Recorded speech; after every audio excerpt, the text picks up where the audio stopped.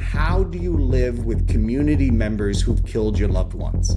How do you go on living in a state where the authority has put your brother, your father, or your son to death? The answer that the Odyssey gives, which is uncomfortable, is the only way you can do that is by erasing your memory, which the Odyssey tells you is the very thing that makes you who you are. And so the end of the Odyssey says the only way to end cycles of vengeance is to give up your identity. Hey everybody, I'm Zale Mednick and welcome to another episode of Preconceived. Most of us encounter the Odyssey through a filter. A film, a high school English class, a half-remembered reference to the Trojan horse. And the version we absorb tends to be fairly consistent. A clever hero, battered by fate, trying to find his way home. Loyal, resourceful, fundamentally good, if deeply tired. Christopher Nolan's recent film gave that version a new coat of paint, but it also left me with questions. Who is Odysseus? Who is Odysseus, really? Not the movie version, not the cleaned-up classroom version, but the one who's been argued over, reinterpreted for centuries, millennia, and argued over again for 2,500 years. I'm joined today by Joel Christensen to answer that very question. Joel is a professor of classics at the CUNY Graduate Center, where he also serves as provost and senior vice president for academic affairs. He's previously taught at UT San Antonio and Brandeis University. His research interests include early Greek poetry, myth, and literary theory. In his new book, Why Odysseus, he details the history of the reception of Odysseus as a figure for 2,500 years, from early Greek myth through the classical, medieval, and modern periods. All right, Joel Christensen, welcome to the podcast. Thank you so much for joining me. Hey, thanks for having me. Did you release this intentionally, this book, which is like so much, this topic is so much a part of what's going on in culture right now, what people are talking about. Was this just coincidence that you were writing about Odysseus, or was this you knew that? That would be too much coincidence. Was that just a perfect alignment? It was pretty good. No, I published a book on the Odyssey in 2020. And at that point, everyone knew that The Return was coming out, like a few years later. So they'd already started working on that. And I'd been asked by Oxford at that time to do to edit the Oxford Critical Guide to the Odyssey. I was like, all right, I'll do this. I'm up to date on all this stuff. I know the people. And then I said, all right, I'm done with the Odyssey. I can move beyond that. And then once they announced Nolan's Odyssey coming out, I said, uh-oh, what's going to happen? And I still wasn't going to do anything. But last year in June, my editor, Carly Silver, reached out and said, hey, I know it's a short timeline, but do you want to do a more popular book about Odysseus? And I said, no, I don't have the time. There's no way. And she said, all right, well, jump on a Zoom call with me and tell me what I should look for if I commission a book. If everything's correct online, Bruckheimer's producing Epic the Musical, which is based on the Odyssey. So we'll get more Odyssey in a couple of years. And I think we haven't even begun to realize the kind of tailing effect that Nolan's movie will have. When I talk to my friends who are really into film, Gladiator had an impact in 2001 that led to Troy, the movie being filmed, and the HBO show Rome, and 300 being picked up, just sort of this new wave of sand and sword and sandal epics. And that was all before social media as we know it, right? Can you imagine Twitter when 300 came out? I can't. So I have no idea, no ability to predict what's going to happen. Well, yeah, I mean, that's exactly what it is. It's a sword and sandal epic. And as you mentioned, those movies and shows, Gladiator, 300, Rome, I get amped up because it, first of all, invokes memories of when I was younger. I love those movies and that show. It's so good. I think it's helpful to start off maybe with a really brief, what is the story of the Odyssey, for those who don't know it.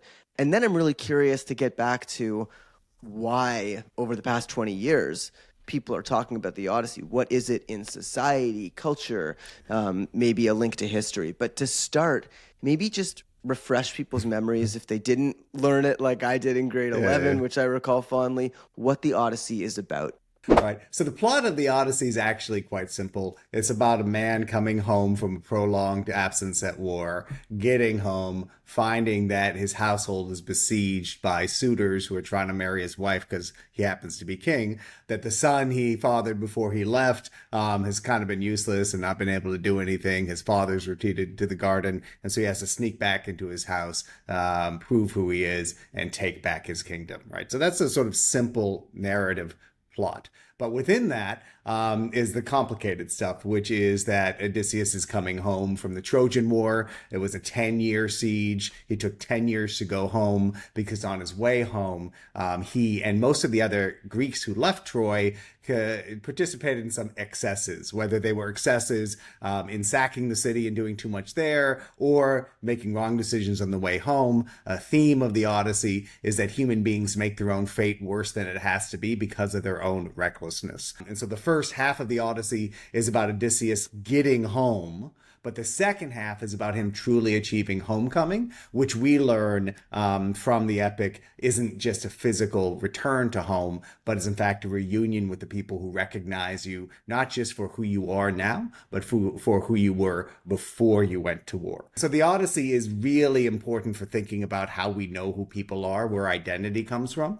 It's also got important political themes, like about the relationship between the king and his people and the responsibilities both have to each other. And in addition to that, it's fundamentally about storytelling, because one of the things that happens repeatedly throughout the story is that Odysseus makes his way home in part because of his wits and his intelligence and his ability to tell people and himself convincing stories, contextualizing who he is and how he got to where he was. That's a really, really excellent synopsis. You've done this before, Joel. A few times. I've had some repetitions in the classroom and outside the classroom. No, but I like that. And what's interesting, and we'll get into the Nolan movie after we discuss some other elements, but what's interesting is how that deviates a lot from what I took out of the Nolan movie and what I'm guessing a lot of other people do, whether that's a criticism or people accept that as an adaptation. Now tell me, why is this over the past 20 years something that people care more about? Is something happening in society related to identity, homecoming? Those seem like themes that have been kind of present in humanity for a very long time and not necessarily new over the last 20 years, obviously. But is there something inherent about what we've experienced over the last 20, 25 years that has made it natural that the Odyssey and stories like this have come back into the zeitgeist?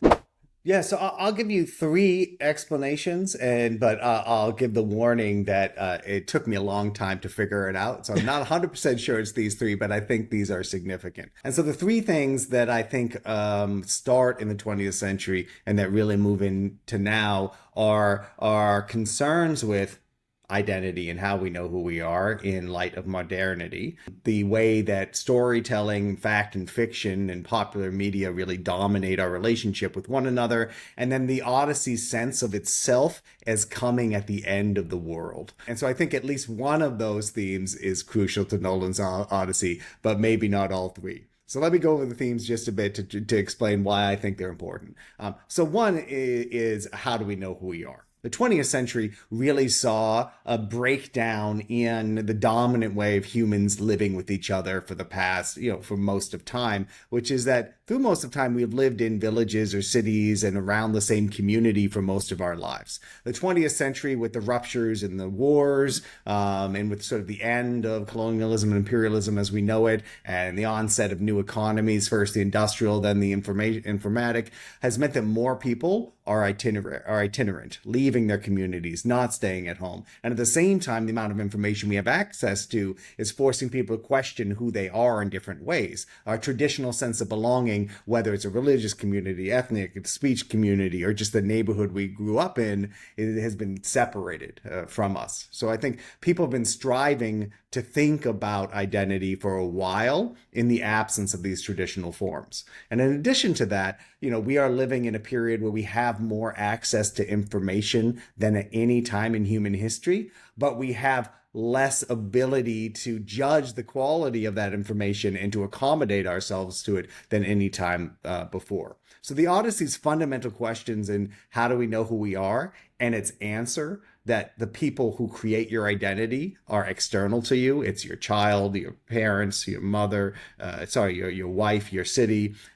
That's an answer that we don't always have anymore because we curate our identities online, right? We create these versions, these fictive versions of us that are in a way akin to what Odysseus is constantly doing in the Odyssey. So those two things, like absence of identity or asking about identity, the rebuilding of community, and then sort of navigating different structures of fact and fiction, I think really appeal to the modern day. And then the final thing I'll mention that is really part of the movie is that the Odyssey is very self-consciously coming at the end of the age of heroes. Everybody in the Iliad is one of the member of the Age of Heroes, and the whole setup for the Trojan War is that Zeus started it because he felt bad for the planet, for Gaia, that the heroes were so annoying, that they were burdensome and loud, and they went around killing one another. And so he's like, I'm just going to create two wars around Thebes and Troy, and get rid of them all. And so Odysseus is a survivor of that, but he's also the last member in the list of heroes. He is definitively a human being and not like the son of a god. And so he's really a transitional element bearing witness to like the final stage in an age and whatever comes next. For us, I think this is particularly powerful since the late 90s, because those of us who remember the 80s and 90s, our world was shaped by the Cold War. Right? It was shaped by this sort of generational conflict that we trace back to World War II, good guys and bad guys. It was all clear. Then as that ended, we had this brief moment where we were like, well, maybe we have a better future, right? And then climate change and AI and technology and wars on terror. I mean, there's very little to get a young person to believe that we have a positive future for us. And so I think that belatedness or sort of last stagedness of the Odyssey also appeals to us because it's the stage on which we can explore what it means to be at the end of things, when many of us feel that, well, we are at the end of something. We just don't know what happens next. Fascinating. So identity, how we know who we are, I think very much resonates, especially as you said, with kind of this confusion of identity over the last while, several decades. Homecoming, I never thought about that. The status quo has changed in terms of leaving home. And then where is your home? Because it's not like it used to be. A lot of people leave home and then they develop new lives. And then how do they kind of interact with their families? Do they want to settle down? Do they want to move? People are a lot more mobile. At the core of this, of course, is Odysseus, because these themes are explored through his lens. And I guess we'll get into the movie now. When I watch the movie, what I see is a guy, and I only saw it once, but I see a guy who's traumatized by war. He's been away for a long time.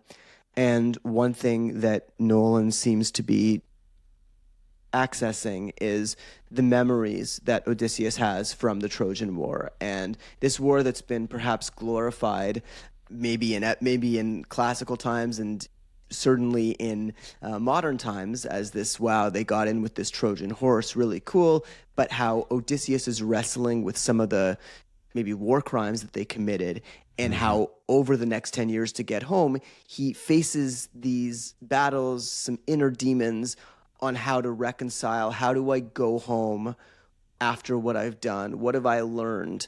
I don't see, to be honest, when I watched it, what I felt was missing a little bit was some of the depth that I'm hoping we can go into about his character. And that's not an indictment on the film. I'm not a film critic, but I would have liked to see a little bit more about Odysseus's inside. What was he thinking? Because to me, I see that he's traumatized by war, but I don't understand what gets him back to the point where he feels like he can go back home and what he's really learned. There's a lot of scenes of the kind of travails that he needs to face in order to get home. And I guess I didn't understand how he came to reconcile with what had happened at the Trojan War to get him to a point where he said, yeah, now I can go home and I'm ready. And there was also a lot you say in the book or in the poem, how he then comes home and he has to deal with these suitors that are there. In the movie, there's a lot of talk, and one of the theme is Zeus's law, this idea that you kind of respect people who've come to your home and learning that. And that kind of fits with when he was in Troy. Did they respect the people who were in Troy well enough? But then when he goes home, he ends up slaughtering all these suitors. And you could say, well, he needs to slaughter the suitors because they've kind of come into his home. On the other hand, though, that's a bit antithetical to the idea of Zeus's law. All of that is to say, I didn't necessarily feel like the themes that you just mentioned are the themes I got out of the movie. How did you feel coming out of the movie, and whether the themes of identity, storytelling, and homecoming were shown? I'll start with the contrast I felt in the 2 times that I watched the film.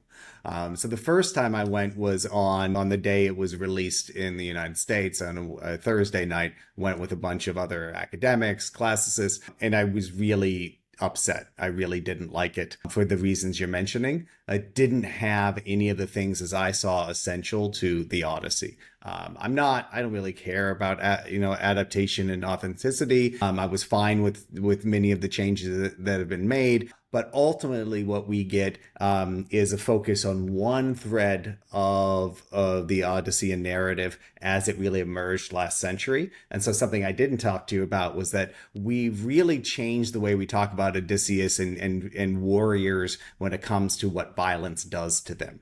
And so what I think has happened in the film, and to go back to sort of the inscrutability of Damon's Odysseus and how it compares to the Odyssey, is that Nolan decided in 3 hours he had one theme he could really focus on. And that theme, I think, was what violence does to people and how it corrupts everything it touches. And he made some choices that might not seem at the first level Homeric, but actually are Homeric in spirit. So the second time I saw the movie, what I really focused on was not taking notes and not comparing it to the Odyssey that I know, but instead looking at it as a whole. And there's one thing that Homer does that Nolan doubles, is taking a traditional motif that's all about the hero's glory and subverting it to making it be part of the hero's fall. So in Homer's Odyssey, it's the scene with the Cyclops. The famous, no man scene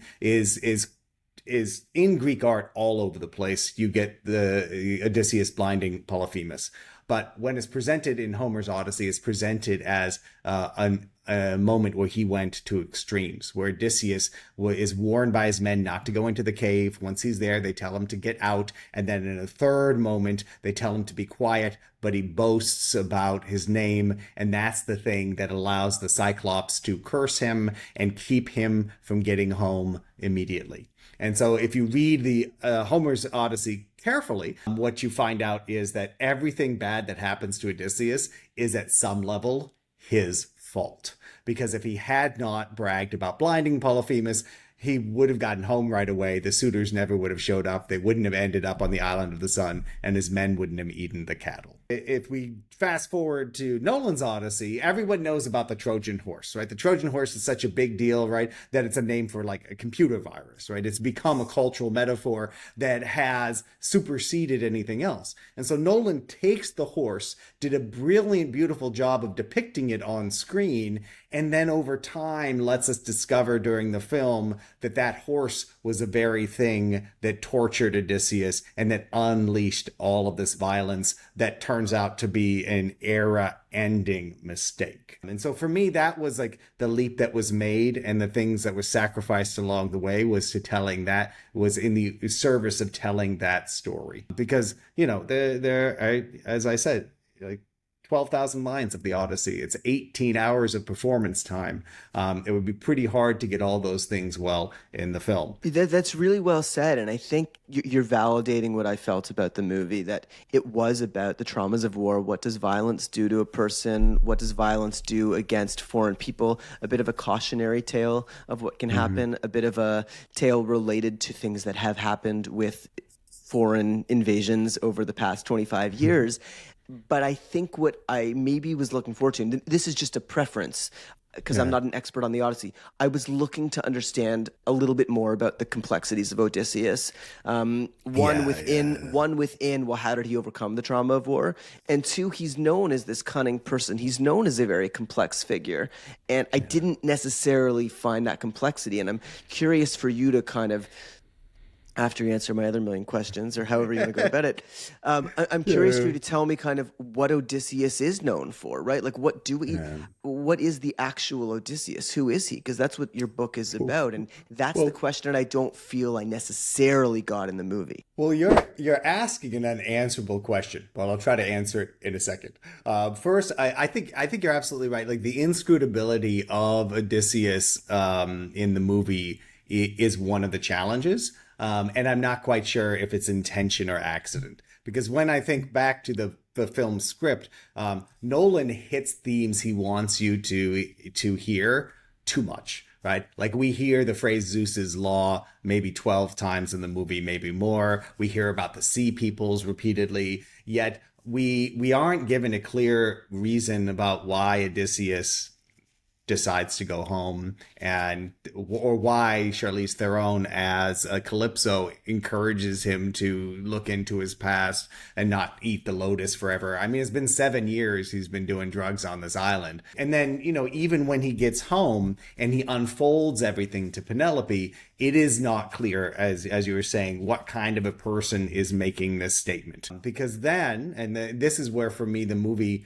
or the characterization, makes the least sense. He shows mercy to suitors, like where in the Odyssey he kills everybody. In Nolan's Odyssey, like, he spares a lot of people, and then he says, "Yeah, I did wrong. I have to go into exile. Telemachus will be king, and let's sail off into the sunset," which is all tonally really strange. And so, if I can defend it, what I would say is that the inscrutability of Odysseus is part of the point, because he's supposed to act as a cipher or a vehicle for the audience. If we make it too clear who he is and what he wants, then it disambiguates to the point that we can't imagine ourselves in a similar position. And I think that is what's powerful about Odysseus as a traditional character, is that he can shift to match the needs of the audiences. And so in the Odyssey, because epic poetry is much longer and has diverse audiences and has different challenges in the telling, Odysseus can play in word games. And so the Odyssey actually gives us many different versions of Odysseus, right? We have a good leader, a bad leader, a husband, a son who comes home. We have times to contemplate that. But if you look at Odysseus over time, different aspects of his character are emphasized in ways that I think can justify Nolan's depiction. So if you jump to Odysseus on the Athenian stage in the plays of Euripides and Sophocles, he's often sort of a political villain. He's someone who's definitely an ends versus the mean, or ends justifies the means guy, who do anything to keep things going. He's the one who ensures that Agamemnon's daughter Iphigenia is sacrificed so they can go to war. He's the one in another play who kills Astyanax, Hector's son. But then he gets used in early philosophy, or in Greek and Roman philosophy, as a Stoic sage. Like, he's someone who's a good model for resisting temptation, which is weird. And so his resisting of the sirens, or he's someone who stays true to himself no matter what suffering life throws at him. This gets shifted so much that he can be used for different things, right? Like, now we see him in, like Epic the Musical or Pasolini's The Return, emphasizes sort of the romance. Odysseus is really in love with his wife. He just wants to get home to his wife. In the Odyssey, he sleeps with a bunch of goddesses before he goes home, and even admits it. Like, I didn't want to, but I had to sleep with a goddess. And so a lot of that is sort of a cultural change, that Odysseus is reshaped in our image more than the other way around. And so what I think I learned from watching Nolan's Odyssey is that Nolan really thinks our audience needs a central figure, we'll call him a hero for lack of a better term, who has a good heart at the end. right? Who, no matter what happens, no matter what he suffers in violence, at the end still has a moral center. And to me, this echoes a lot of what we see in film and television today. Like an example I always think of, intelligence shows where like the entire government's bad, except there's one guy who knows what's right or wrong, and we can rely on him to bring it bring it back morally in the end. unflappable. Right. And so part of that, I think, is our fantasy, right? It's an acknowledgement that our human institutions, our systems, our governments are not rising to the moral challenge of our time. But we still have this hope that maybe there's that one guy with his hand on the button who will stay true to what's right and wrong. And so I really saw as much Jack Ryan, if not Jason Bourne, in this Odysseus as I did, an original Odysseus, if there ever was one. What happens at the end of the Odyssey in the actual poem? Because it does end differently. Yeah. So one of the things, so I've already written 2 reviews about Nolan's Odyssey. I probably shouldn't do any more, but I am thinking about writing a piece called "What's So Frightening About Odyssey 24?" Because the 24th book of the Odyssey has actually freaked people out since like 200 BC, when Alexandrian editors said, well, maybe the right way to end the Odyssey was when Odysseus and Penelope got back together. And so I'll just there are 4 scenes in book 24 that really challenge people. First, everyone remembers that Odysseus talks to the dead in his own story he tells in book 11. But we go back to the underworld at the beginning of book 24, following the souls of the suitors. And when we get there, it's Agamemnon and Achilles talking again. And Agamemnon says, well, you know what? Odysseus got a great wife. Penelope's awesome. It's too bad that all good women like her will always have the suspicion of the daughter of Tyndareus. And that line could refer to either Helen or Agamemnon's wife, Clytemnestra. And so we introduce Penelope again at the beginning of book 24, only to say, doesn't matter how awesome she is, women will always be suspected. And then she doesn't show up again. So I think one thing people don't like about book 24 is that it reasserts a sort of traditional misogyny and then gets rid of Penelope. Second thing that happens is Odysseus goes inland to the gardens where his father is, tests his father, and makes his father cry. And then goes with his father and reminds him who he is by talking about all the orchards they used to tend together. People think it's a weird scene because he makes his dad cry, but it's significant for Odysseus's characterization. He just can't stop. But also for his homecoming. He cannot be home. He cannot achieve his nostos, that Greek word for homecoming, unless he's reunited with his father. Third thing that happens is in book 22, Odysseus murders 108 men, right? In book 24, their families get together and they say, look, in any other situation, people would say you have to pursue vengeance for someone killing your loved ones. Odysseus took all these men to war, 600 men to war, and came home with none of them. And then he got here and he killed 108 young men. And these are the suitors. These are the suitors. And so their family members vote and they split. Half of them say it's not like Odysseus is going to kill us, like we can't go after him. The other half say we need to pursue Odysseus. And so the fourth thing that happens in the poem is this confrontation. Now, for Odysseus to be truly returned home, he needs to return as king, not just as father, son, and husband. And so he has to be reunited with his people. And when they're about to fight, Laertes, Odysseus' father, kills one of them. And then Athena shows up and ends the conflict. She has a conversation with Zeus and he says, let wealth and peace be enough and make the suitors' families forget about the murders of their loved ones. And so this, for me, is the most challenging thing about the Odyssey. One, it ends in what for tragedy we would call a deus ex machina, right? When the problems are so severe on stage that there's no human solution in the time that we have at hand. So they bring out a crane, they drop a god on the stage, and the god solves the problems for them. What it tells us is that we screwed up along the way, that there's something fundamentally wrong about the questions we're asking, and we need to start over. And so I think that's what happens at the end of the Odyssey, because what it tells us is this, and this I think is the most important modern relevance for the Odyssey that people don't want to ask. How do you live with community members who've killed your loved ones? How do you go on living in a state where the authority has put your brother, your father, or your son to death? And so the answer that the Odyssey gives, which is uncomfortable, is the only way you can do that is by erasing your memory, which the Odyssey tells you is the very thing that makes you who you are. And so the end of the Odyssey says the only way to end cycles of vengeance is to give up your identity. So the story is about identity, yet at the end it's saying when Athena does this and erases their memory, the only way to move forward is to forget your identity and your memories. Yeah, yeah. So that's really complex stuff. It is, and it's a frightening stuff because one, we in our political conversation now, people say, well, you care too much about identity, you don't care enough about it, right? You could say, look, when violence happens, we have to address it, but at the same time, there's this sort of hyper realism at the end of this fantastic poem, which is that some conflicts cannot be resolved, and we have a very uncomfortable choice. Do we keep creating new ones?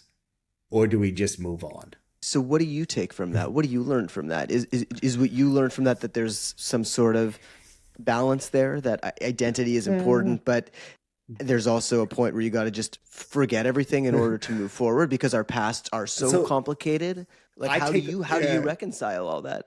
I think that there is another lesson that is more subtle that probably wouldn't work on film, and which can take us back to the ending of this Odyssey, because I think it may be reflecting it. So Tiresias's prophecy, the blind prophet Tiresias, the whole reason Odysseus goes to talk to the dead in book 11 is that even after he gets home, Odysseus can't stay settled because he has to appease the god Poseidon. And in order to do so, he has to travel inland carrying an oar until people don't know what an oar is, until they mistake it for a winnowing fan. And that's where he has to drive it into the ground and build a temple to appease Poseidon. And so I think in part, what the end of the Odyssey asks us to think about is the very story of the cycle of vengeance, right? What if instead of saying, you killed my brother, so I have to kill you, we came up with a different solution? What if it is, some type of other recompense? Or what if we decide, look, life is sacred, somebody screwed up, but I'm not going to perpetuate it?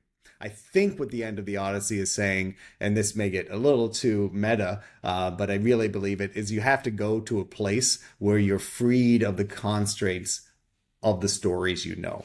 Odysseus taking the oar this oar, which is the very tool used to row the ships to wage war, is actually going to a place where you can separate our stories from their meaning and make new ones. And so I think what the end of the Odyssey is actually telling us isn't that we need to forget the stories we know or the pain we felt, but we have to write new ones. We have to have new paradigms for dealing with conflict and each other, because our traditional tales are no longer working for us. Instead, they're trapping us in cycles of violence.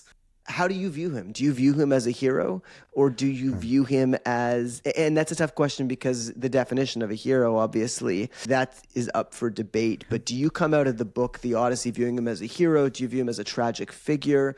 What's your overall read on him? Or is that missing the point, that he's just a complicated person who's trying to navigate these same questions that you've just outlined? So I think the three different ways you articulated it are the right question to ask, because different audiences bring different assumptions to the poem, right? So the first one, is Odysseus a hero?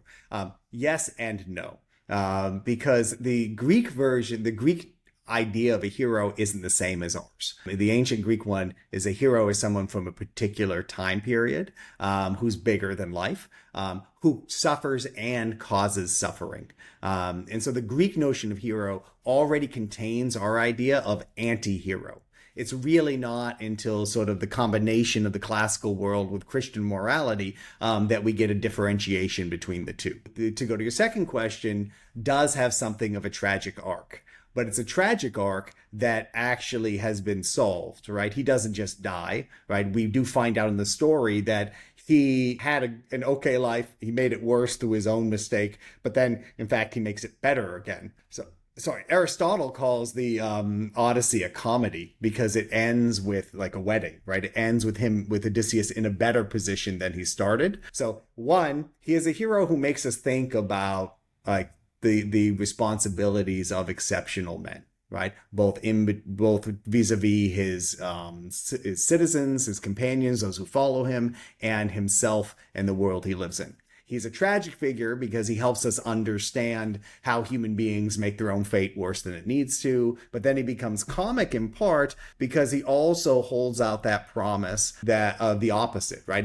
If human beings are defined by our capacity to harm ourselves, right, through our own stupidity, Odysseus explores whether the corollary is true. Can we make our life together and individually better by being intelligent, by being wise, by being compassionate? We aren't big superheroes like Achilles, but we may just have the ability to be intelligent like Odysseus, to reflect on what we've done and then to respond to it and to maybe do better than surviving. Maybe we can thrive together. Again, I'm not a historian, so it's tough for me to even give some sort of grand opinion. But for me, it's a very beautiful movie. Audiovisually, it's obviously outstanding, and I think he does achieve in many ways what he sets out to do in talking about what war does to people and showing that we need to not glorify war, but we need to understand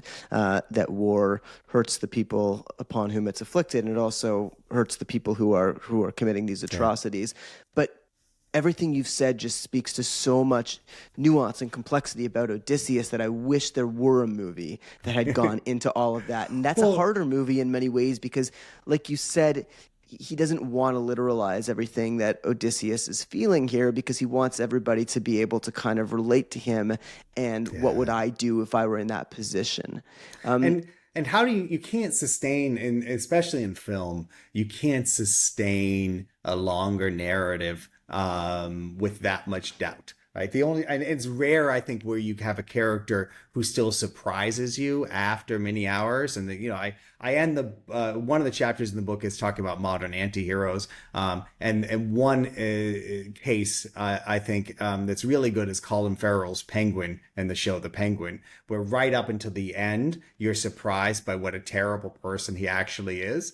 And I think that really plays against our desire to have the protagonist be a good person. Right. Mm-hmm. And so that's the thing I contrast with Nolan is in the end, he lets us feel that desire and have it. Right. Because no matter what Odysseus did, no matter what Damon's Odysseus did, at the end, he still loves his wife. He's still good to his son. He's merciful to some people. And it holds out a fantasy that is probably less realistic than a show like The Penguin, which is in a way more ridiculous, but may tell us more about human nature. But we love anti-heroes in our culture. That's, I guess, maybe what surprised me. I mean, we love Breaking Bad, Mad Men to a lesser extent, The Sopranos. These are all anti-heroes that are... Absolutely, but how often do we let them be completely... villainized people? Like, if you think about it, like, Tony Soprano is evil, right? But but he's not. Like, we don't see him as being a bad guy, even though we see him doing bad things. Right. Similarly, in the arc of Breaking Bad with Walter White, what's fascinating there is the descent into his new character, right? Into him being a drug lord. But what redeems it in the end is he recognizes it and then ultimately self-sacrifices himself, right? Like he acknowledges that he's a bad guy, again, playing into our morality. I think in the Homeric Odyssey, the challenge is that, Odysseus never admits to it. He says in book 23, if anybody else did something like this, they'd have to run away from their country because people would come to murder them. So let's not let people know about it. He acknowledges the general morality,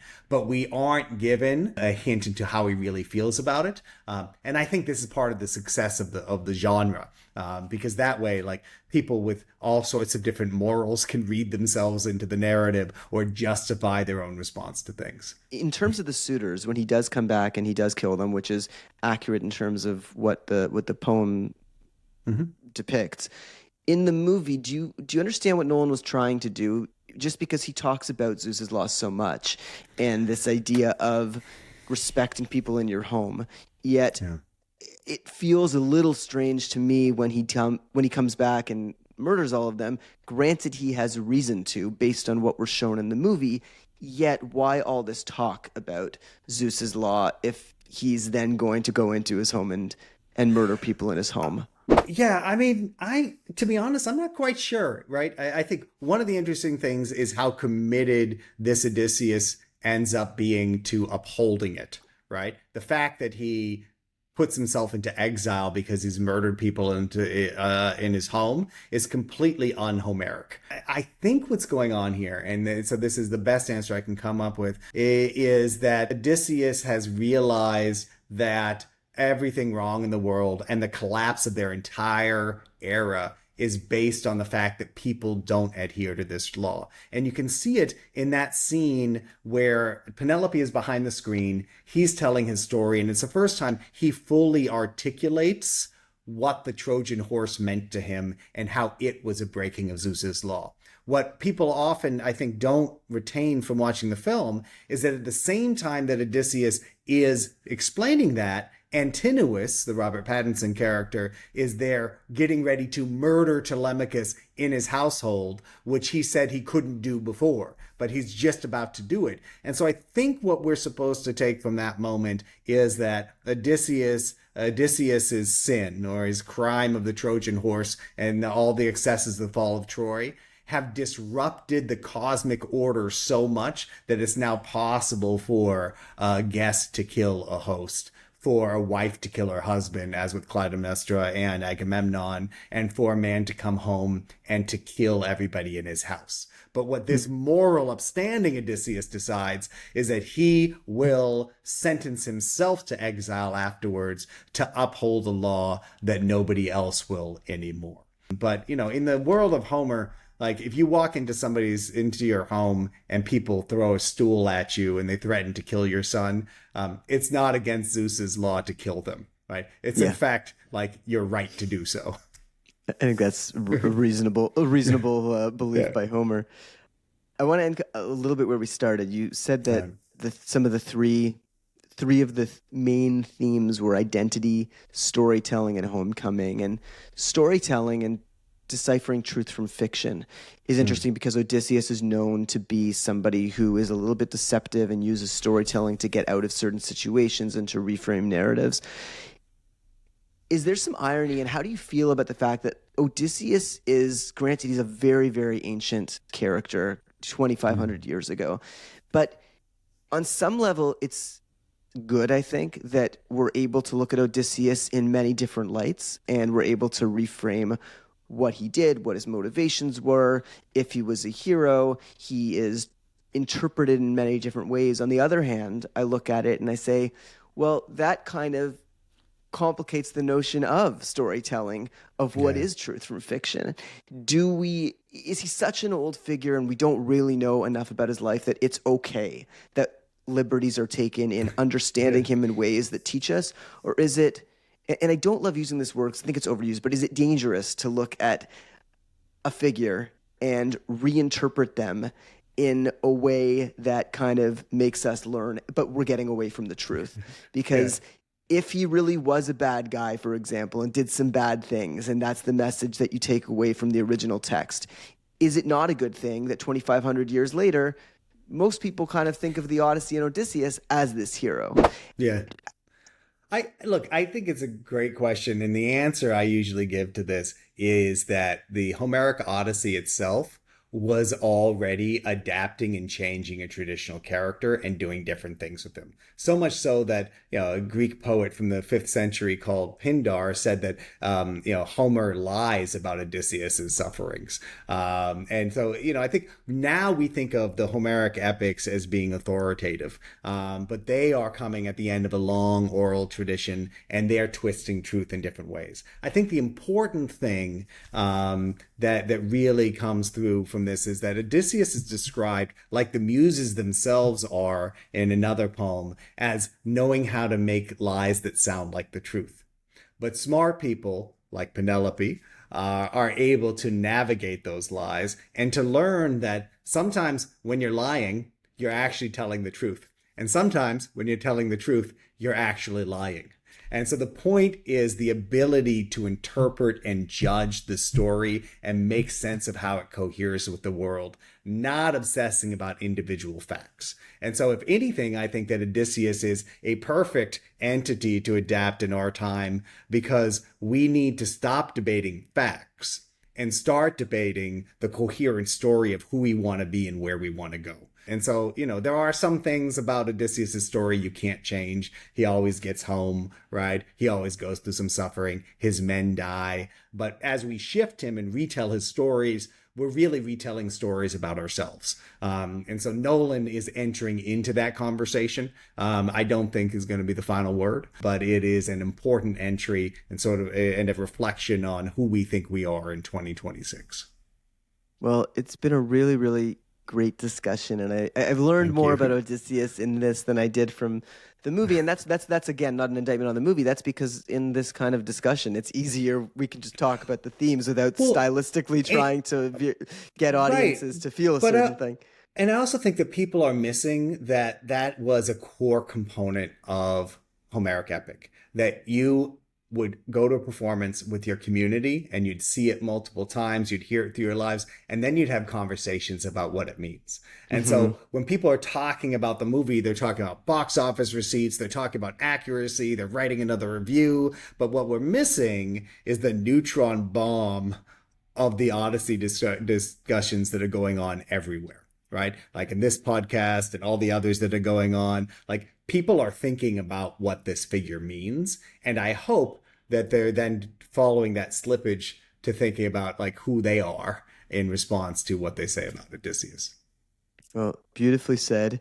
Joel Christensen, you can get his books, The Many-Minded Man, The Odyssey, Psychology and the Therapy of Epic, published in 2020, and more recently, as you said, because you were lured into it, which I think is a good thing, Why Odysseus, Survivor, Scoundrel, Antihero, which is published in 2026. You can look online, type them in, go to Amazon. I'll put those links in the episode notes. Right. Joel, is there anywhere else you want to direct people, or any...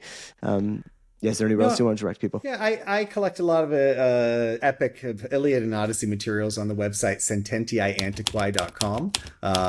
So I guess you could throw that in the liner notes too. I put stuff there from other people as well, just sort of keeping track of where we're going, talking about the Iliad and the Odyssey. Well, thank you so much. It really gets me, and I'm sure guests, thinking about identity and about the complexities of homecoming, and how a story so long ago is relatable to something in the 21st century, just with different mechanics at play. Yep. So Joel Christensen, thank you so much for joining me. Hey, thank you for having me. For Joel Christensen, I'm Zale Mednick. Thanks for listening to another episode of Preconceived. Have a great day. Thanks so much. I really, really appreciate it. Thanks for having me. It's